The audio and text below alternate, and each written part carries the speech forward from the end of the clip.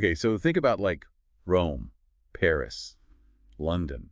You know, these big capital cities, they've got history in every brick. Oh, yeah. Now imagine a capital city that wasn't built up over centuries, Right.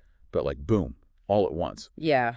in the 1960s. That's a very different thing. Yeah, that's Islamabad, Yes. the capital of Pakistan. Yeah, and it gives you such a different way to look at how a capital city reflects a country.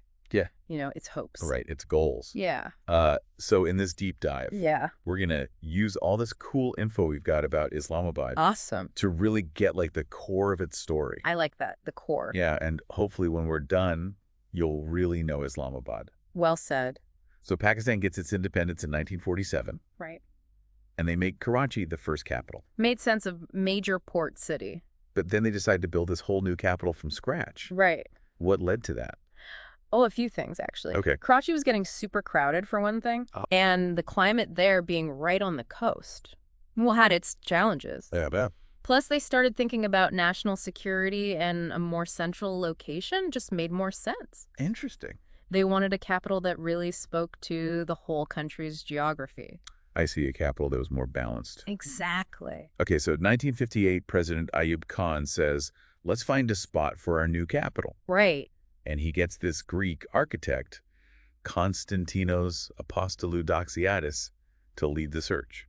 Now, there's a detail that I find really interesting. Yeah, bringing in an outsider's perspective like that. It shows how serious they were about getting this right. Yeah. Doxiadis had a pretty clear list of what they were looking for. Oh, yeah. A central location was key, so it would be accessible from all parts of Pakistan. Makes sense. And the climate had to be better than Karachi's. Right. They also wanted to be close to Rawalpindi. Okay, so they could use what was already there. Exactly. Rawalpindi already had a military base and government offices. Right. Plus, the setting near the Margalla Hills was just beautiful. And probably more secure, too. Yeah, natural barriers. So construction begins in 61. Yeah. And by 63, Islamabad is the official capital. Amazing how quickly they did that. 2 years isn't a long time to build a capital, No, it's not. especially back then. Especially back then. Yeah. But you mentioned Rawalpindi played a part during that transition. It did. They basically used Rawalpindi as a temporary capital. So the government could keep running while they were building Islamabad. Exactly. That's actually really clever. Yeah, it was a smooth handover. And then there's the design of Islamabad itself. Ah, yes, the sector system. It's like the opposite of how those old cities grew. Oh, absolutely. It's all about planned growth and organization. Each sector has a letter and a number, Right. and then it's divided into subsectors. 4 subsectors. And each one is for something specific. Yeah.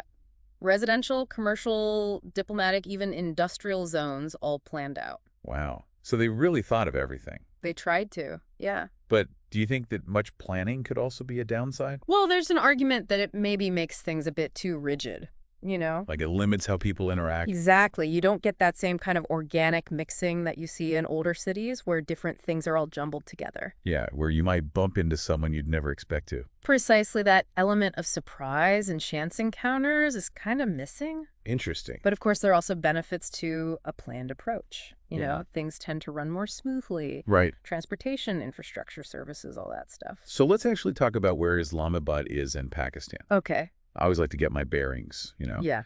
So Islamabad is up in the north of Pakistan, Right at the foothills of the Margalla Hills. which are part of the Himalayas. They are. Wow. So geographically, it's in a really important spot. And it's 906 square kilometers. That's a pretty sizable city. Definitely. And the source we're using keeps talking about all the green spaces. Oh, yeah. Lush Yeah. green landscapes, Yeah. parks, Yeah. tree-lined avenues. It's definitely a green city. And I'm guessing that has a positive effect on the environment. Absolutely. All those trees help clean the air. And I bet it's just nicer to live in a city with so much green space. Oh, yeah. It makes a huge difference in terms of quality of life. So Islamabad is a much nicer place to live than, say, Karachi. In terms of green space and air quality, definitely. What about the climate? Well, it's a humid subtropical climate. Okay. So hot summers from May to September, Uh-huh. and then cold winters from November to February. Okay. And they get a monsoon season in the summer, too. How much rain do they get? It's moderate rainfall, not too heavy. Okay. And sometimes it even snows in the hills nearby. No way. Yeah. It's pretty cool. So back to the sector system. Yeah. It still sounds a little confusing to me. Well, think of it like a really organized way of dividing the city into neighborhoods. Like? Each sector has a letter and a number, like F6 or G7. Right.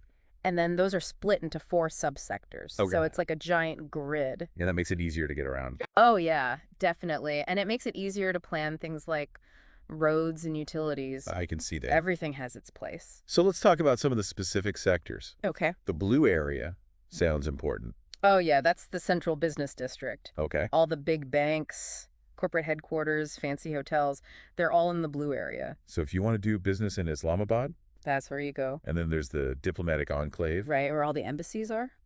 I'm guessing that's a pretty high security zone. You bet.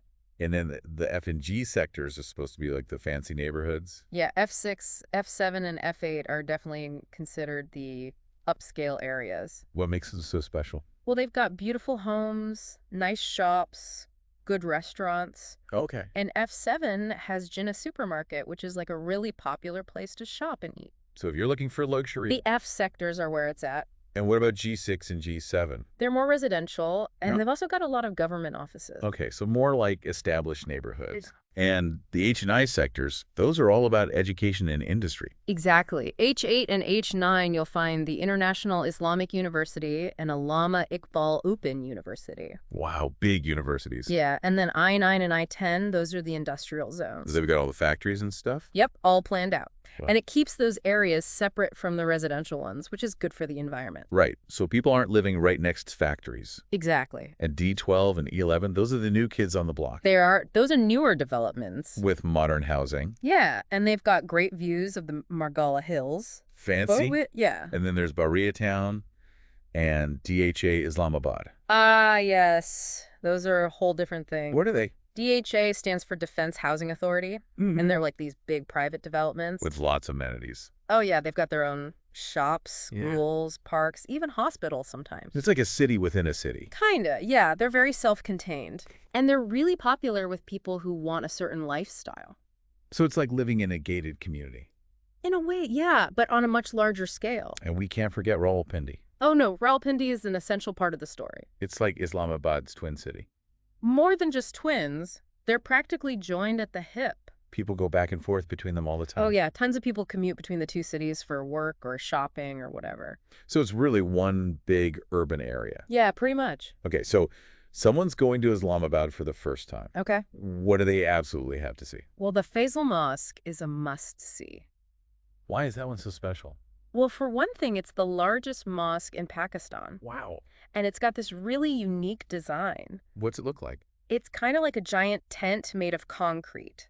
A tent? Yeah, it was designed by a Turkish architect named Vedat Dalakay. I've never seen a mosque like that. It's very striking, very modern. Okay, what else? The Pakistan Monument is another one you shouldn't miss. Okay. It's a monument that symbolizes the unity of Pakistan's provinces, Cool. and it has a museum inside that tells the history of Pakistan. So it's a good place to learn about the country. Yeah, definitely. And if you want amazing views. Then you have to go to Damani Ko and Pir Sohawa. Where are those? They're up in the Margalla Hills. Oh, okay. They're scenic viewpoints that give you these incredible panoramic views of the whole city. Wow, I bet the pictures are amazing. Oh, yeah, they're breathtaking.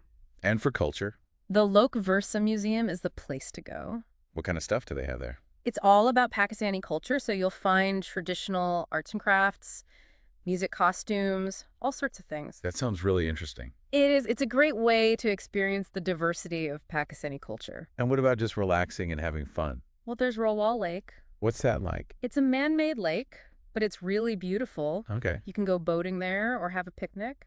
Sounds nice and peaceful. It's a great place to escape the city for a bit. And if I want to go shopping, Well, Centaurus Mall is the big one. like a mega mall. Pretty much, yeah. It's got all the fancy brands Okay. and lots of restaurants and a cinema. Sounds like a good place to spend a day. It is. It's very popular. There for something a bit more traditional. There's Saidpur Village. What's that? It's an old village that's been preserved. Okay. So you can see what life was like in the region before Islamabad was built. That's cool. Yeah, it's a nice contrast to the modern city. So besides being a cool city to visit, Islamabad is also the center of government in Pakistan. That's right, all the important government buildings are there. Like what? Well, there's the presidency, the prime minister's house, the parliament house, Oh, wow. and the Supreme Court. So all the big decisions are made in Islamabad. They are. It's the heart of Pakistani politics. And it's also a growing economic hub. Absolutely, especially for IT and telecom. Why is that? Well, they've got the Pakistan Software Export Board there Okay. and a bunch of tech startups. So it's like a mini Silicon Valley. Kind of, yeah. It's a really exciting place to be if you're in the tech industry. And they're attracting a lot of foreign investment, too. So Islamabad's economy is booming. Yeah, it's doing really well. And they've got some great universities, too. Oh, yeah. Quaid-e-Azam University, Nick Urest Comsats University. All top-notch institutions. They're producing some really talented graduates. And they're doing important research. Absolutely. They're contributing a lot to Pakistan's development. So getting around Islamabad, I'm guessing it's pretty easy. It is. They planned it that way. They've got a good airport. Yep. Islamabad International Airport is the biggest in Pakistan. And a metro bus system. Right, which connects Islamabad to Rawalpindi. Handy. Very. And they've got a good network of roads, too. Including motorways? Yep. So you can get to other parts of the country pretty easily. Nice. And what about the overall quality of life in Islamabad? Well, it's generally considered to be very good. Okay. It's a clean city. Mm-hmm. The crime rate is low. Good. And there are lots of modern amenities. Plus all those green spaces. Exactly. Sounds like a great place to live. It is. A lot of people think so. So where do people hang out in Islamabad? Well, Jinnah Supermarket is really popular. Okay. And F10 Markaz, too. What's a markaz? It just means like a central commercial area. Okay. So F10 Markaz has got lots of restaurants and cafes. Cool. And if you want to shop, there's Centaurus Mall, Safa, Gold Mall, Giga Mall. Wow, they've got everything. Pretty much. And if you're looking for something a little more traditional, there's the Itwar Bazaar. What's that? It's a big market that only happens on Sundays. Cool. You can find all sorts of stuff there. Clothes, food, antiques, you name it. Sounds like a fun place to explore. It is. It's a real slice of Pakistani life. And for sports fans. The Pakistan Sports Complex has got cricket and football stadiums. Nice. And of course, the Margala Hills are right there if you want to go hiking or trekking. So there's something for everyone. Exactly. Whether you're into culture or nature or just relaxing. So to sum up, Okay. Islamabad is a really unique city. It is. It's a city built on a vision. They really thought about everything. They did. They wanted to create a capital that was modern, efficient, and beautiful. And they succeeded. I think so, yeah. It's a testament to Pakistan's ambition and its belief in the future. Well said. And it makes you think, What's that? about the whole idea of building a capital city from scratch. Yeah. Like, what does that say about a country? Right. Is it better to let a city grow organically or to plan it out in advance? I don't know the answer to that. Me neither. It's a complex question. But it's definitely something to think about. It's a question that goes beyond just Islamabad. Right. It's about how we want to shape our world. Exactly. Well, this has been a really fascinating deep dive. It has. I've learned a lot. Me too. Thanks for joining me. My pleasure. And thanks to all of you for listening. Yes, thank you. We'll see you on our next deep dive. See you then. Bye.